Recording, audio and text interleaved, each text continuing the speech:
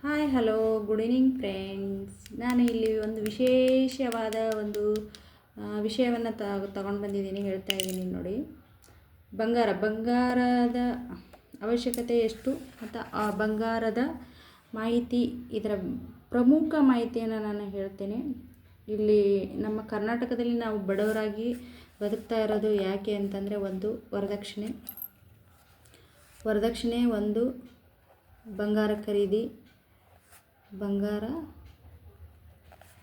ಖರೀದಿ, ಇದರಿಂದ ಮಾತ್ರ ನಾವು ಬಡವರಾಗ್ತಿದ್ದೀವಿ. ಹಾಗೆಯೇ ಶಿಕ್ಷಣ ಏನು ಅಂತಂದರೆ, ನಾವು ಸರ್ಕಾರಿ ಶಾಲೆಗೆ ಸೇರಿಸಲ್ಲ, ನಾವು ಪ್ರೈವೇಟ್ ಶಾಲೆಗಳನ್ನು ಹುಡುಕ್ತೀವಿ. ನಮ್ಮ ಮಕ್ಕಳು MBBS ಮಾಡಲಿ, ಇಂಜಿನಿಯರ್ ಮಾಡಲಿ ಅಂತ. ಓದೋರು ಎಲ್ಲಾದರೂ ಓದ್ತಾರೆ, ಎಲ್ಲಾದರೂ ಬೆಳೀತಾರೆ, ಎಲ್ಲಾದರೂ ಜಾಬು ಕೆಲಸ ಮಾಡಬೇಕು ಅನ್ನೋರು ಮಾಡ್ತಾರೆ. ಆದರೆ ಇಲ್ಲಿ ನಾನು ಹೇಳಕ್ಕೆ ಬಂದಿರೋದು ಬಂಗಾರದ ವಿಷಯ ಏನು ಅಂತಂದರೆ, ನಾವು ದೊಡ್ಡ ಪಾರ್ಟಿಗಳಿಗೆ ಅಲ್ಲಿ ಹೋದಾಗ ದೊಡ್ಡವರ ಸಂಬಂಧಿಕರ ಈ ಮಹತ್ವ ತಿಳಿಯುತ್ತೆ. ಏನು ಅಂತಂದರೆ, ಅವರು ಬಂಗಾರದ ಆಭರಣಗಳನ್ನು ಹಾಕ್ಕೊಂಡಿರಲ್ಲ, ಆರ್ಟಿಫಿಷಿಯಲ್ ಹಾಕ್ಕೊಂಡಿರ್ತಾರೆ. ಜನ ಏನು ತಿಳ್ಕೊತಾರೆ, ಅವರು ಬಂಗಾರನ ಹಾಕ್ಕೊಂಡಿರ್ತಾರೆ ಅಂತ ತಿಳ್ಕೊಂಡಿರ್ತಾರೆ. ಅದೊಂದು ಮಾಹಿತಿ. ಇನ್ನೊಂದು ಏನು ಅಂತಂದರೆ, ಬಂಗಾರದ ಬಗ್ಗೆ ಇನ್ನೂ ತಿಳುವಳಿಕೆ ಇಲ್ಲದ್ದು ಏನು ಅಂದರೆ, ಬಂಗಾರನ ಆಭರಣವಾಗಿ ಖರೀದಿ ಮಾಡೋದು ತಪ್ಪು. ಇಲ್ಲಿ ನೋಡಿ, ಇಷ್ಟು ನಾನು ಇವತ್ತು 2026 ಈ ಬಂಗಾರನ ಖರೀದಿ ಮಾಡೋಕ್ಕೆ ಹೋದರೆ ಎಷ್ಟಾಗುತ್ತೆ ಅಂದರೆ, ಇದರ ಬೆಲೆ 1,60,000. 1,60,000 ಆಯಿತಾ? ಇದು 1,60,000. ನಾನು ತೊಗೊಂಡಿದ್ದೆಷ್ಟು? 1,60,000 ರೂಪಾಯಿ ಬಂಗಾರದ ರೇಟು. 10 ಗ್ರಾಮಿಗೆ ಎಷ್ಟಾಯಿತು? 10 ಗ್ರಾಮಿಗೆ ಎಷ್ಟಾಯಿತು? ಇದನ್ನು ಮಜೂರಿ ಅದು ಇದು ಅಂತ ಹೇಳಿ 1,80,000 ಆಯಿತು. ಒಂದೇನೋ ನಕ್ಲೇಸು, ಒಂದು ಹಾರನೋ, ಒಂದು ನಾನು ತೊಗೊಂಡೆ. ಆವಾಗ ಏನಾಯಿತು? ಬಂಗಾರಕ್ಕೆ ಏನಾಯಿತು ಅಂತಂದರೆ, ಬಂಗಾರ ಆಭರಣ ಆಯಿತು. ಜನಕ್ಕೆ ಏನು ಅಂತಂದರೆ, ದೊಡ್ಡವರು ಹೇಗೆ ಪರ್ಚೇಸ್ ಮಾಡ್ತಾರೆ ಅನ್ನೋದು ಇನ್ನೊಂದು ತಿಳುವಳಿಕೆ. ಇದರಲ್ಲಿ ಏನಾಗಿರುತ್ತೆ ಅಂದರೆ, ತಾಮ್ರ ಆಲ್ರೆಡಿ ಅರ್ಧಕ್ಕರ್ಧ ಮಿಕ್ಸ್ ಆಗಿರುತ್ತೆ. ಯಾಕಂದರೆ ಪ್ಯೂರ್ ಬಂಗಾರ ಇದ್ದಾಗ ಗಟ್ಟಿ ಬರೋಕ್ಕೆ ಏನು ಮಾಡ್ತಾರೆ ಅಂತಂದರೆ, ತಾಮ್ರನ ಮಿಕ್ಸ್ ಮಾಡ್ತಾರೆ. ತಾಮ್ರ ಮಿಕ್ಸ್ ಮಾಡದೇ ಇದ್ದಾಗ ಬಂಗಾರ ಏನಾಗುತ್ತೆ ಅಂದರೆ ಗಟ್ಟಿ ಬರಲ್ಲ. ನಾನೀಗ ಬೇಕಾದ್ರೆ ಕಲ್ಲು ತೊಗೊಂಡು ತೋರಿಸು ಅಂದರೂ ತೋರಿಸ್ತೇನೆ. ಇದು ಗಟ್ಟಿ ಇದೆ. ಯಾಕೆ ಅಂದರೆ, ಇದರಲ್ಲಿ ತಾಮ್ರ ಇದೆ, ಗಟ್ಟಿ ಇದೆ. ಇದಕ್ಕೆ ಪ್ಯೂರ್ ಬಂಗಾರ ಹಾಕಿದರೆ ನಿಲ್ಲೋದಿಲ್ಲ, ಅದು ಮಣಿಯುತ್ತೆ. ನಾನು ಕೊಟ್ಟಿರೋದು ಎಷ್ಟು? 1,80,000 ರೂಪಾಯಿನ ಮಜೂರಿ ಎಲ್ಲ ತಗೊಂಡು. ಇವರು ಪ್ಯೂರಿಟಿ ಹಾಕಿದ್ರಾ? ಇಲ್ಲ.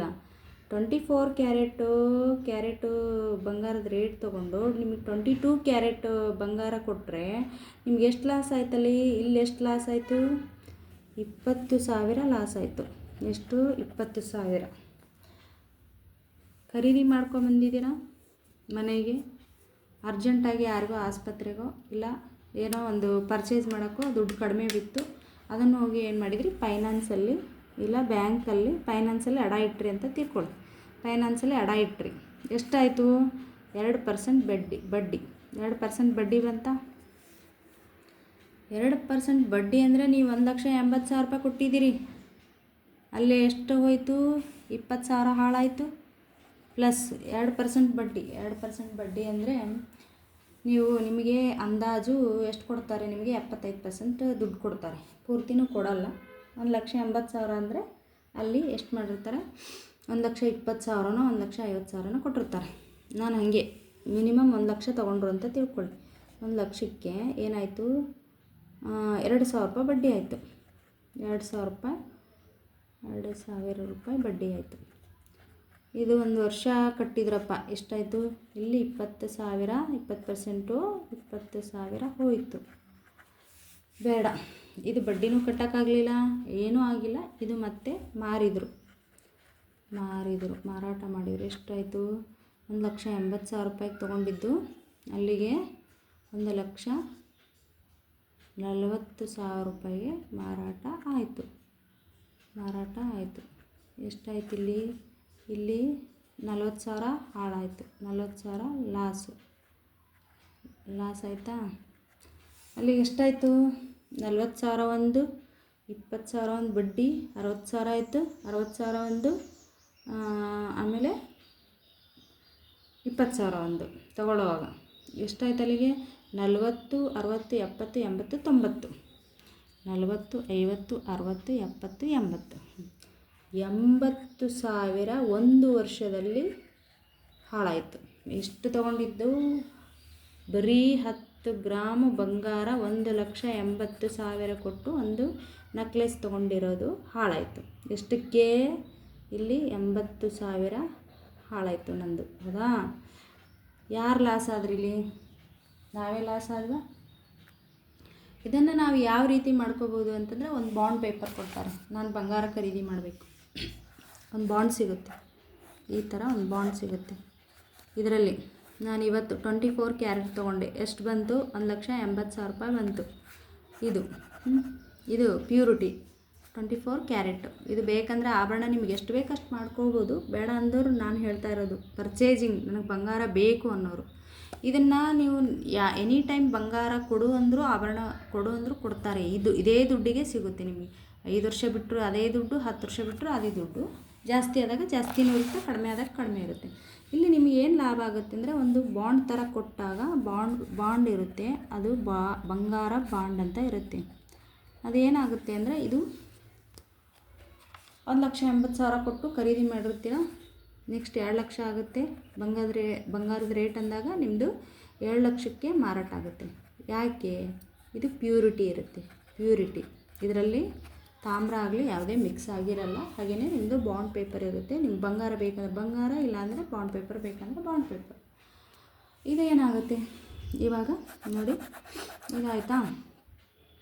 ಇದರಲ್ಲಿ ನೀವು ಮಾರಿದ್ರೂ ತಕ್ಷಣವೇ ನನಗೆ 1 ಲಕ್ಷ ರೂಪಾಯಿ ಬೇಕಪ್ಪ ಅರ್ಜೆಂಟಾಗಿ ಅಂತಂದ್ರೆ 1,80,000 ರೂಪಾಯಿ ನಿಮಗೆ ಸಿಕ್ಕಿರುತ್ತೆ. ಮಾರಿದಾಗೂ ದುಡ್ಡು ಸಿಕ್ಕಿರುತ್ತೆ, ಮಾರಿದಾಗೂ ಅದೇ ದುಡ್ಡೇ ಸಿಗುತ್ತೆ. ಆಯಿತಾ? ಇದನ್ನು ಕಡಿಮೆ ಆದಾಗೂ ಎಷ್ಟು ಲಾಸ್ ಆಗಿರ್ಬೋದು? ಒಂದು 10,000 ರೂಪಾಯಿ ಲಾಸ್ ಆಗುತ್ತೆ, ಇಲ್ಲ ಅಂತಲ್ಲ. ಈಗ ಇಳಿಕೆ ಅಂದ ತಕ್ಷಣ 1,70,000 ಆಗ್ಬೋದು. ಇಷ್ಟೇ 10,000 5,000 ಬಿಟ್ಟರೆ ಜಾಸ್ತಿ ಏನು ಇಳಿಕೆ ಆಗೋಲ್ಲ. ಬಂಗಾರ ಹೆಚ್ಚು ಕಡಿಮೆ ಆಗೋಲ್ಲ. ಒಂದು ಆಮೇಲೆ ಇನ್ನೊಂದು ಹೇಳ್ತೀನಿ, ಕಾಯಿನ್ಸು ಬಿಸ್ಕೆಟ್ ಬಂಗಾರ ಅಂತಾರೆ. ಇನ್ನೊಂದು ಬಿಟ್ ಕಾಯಿನ್ ಅಂತ ಬಂದಿತ್ತು ನಮ್ಮ ಕರ್ನಾಟಕದಲ್ಲಿ. ಅದು ಯಾವ್ಯಾವ ಹಗರಣದಲ್ಲಿ ಹೋಯ್ತೋ ನನಗೆ ಗೊತ್ತಿಲ್ಲ. ಅದ್ರ ಬಗ್ಗೆ ನಾನು ಮಾತಾಡೋಲ್ಲ. ನಾನು ಸುಮ್ಮನೆ ಕ್ಯಾಜುವಲಾಗಿ ಸೋಷಿಯಲಾಗಿ ಮಾತಾಡ್ತಾ ಇದ್ದೀನಿ ಅಷ್ಟೇ. ಕಾಯಿನ್ ಇರುತ್ತೆ, ಗೋಲ್ಡ್ ಕಾಯಿನ್. ಇದು ಗೋಲ್ಡ್ ಕಾಯಿನ್ ತೊಗೊಂಡು ನೀವೇನು ಮಾಡ್ಬೋದು? ಎನಿ ಟೈಮು ನೀವು ಆಭರಣ ಮಾಡ್ಕೋಬೋದು, ಸೇಲ್ ಮಾಡ್ಕೋಬೋದು, ಮಾರ್ಬೋದು. ಇದೇನಾಗುತ್ತೆ? ನಿಮ್ಮ ದುಡ್ಡು ನಿಮಗಿರುತ್ತೆ. ಇದರಲ್ಲೇನೋ ಭಾಳ ಅಂದರೆ 5% 10% ಕಳ್ಕೊತೀರ. ಇದರಲ್ಲಿ ಏನಾಗುತ್ತೆ ಅಂದರೆ, ಇದರಲ್ಲಿ 50% ಹಾಳಾಗ್ತೀರ. ಎಷ್ಟೋ 50% ಹಾಳಾಗ್ತೀರ. ಇದು ಅಷ್ಟೇ, ಭಾಳ ಅಂದರೆ 2%, 5% ಹಾಳಾಗ್ತೀರ. ಯಾವುದು ಮುಖ್ಯ ನಿಮಗೆ?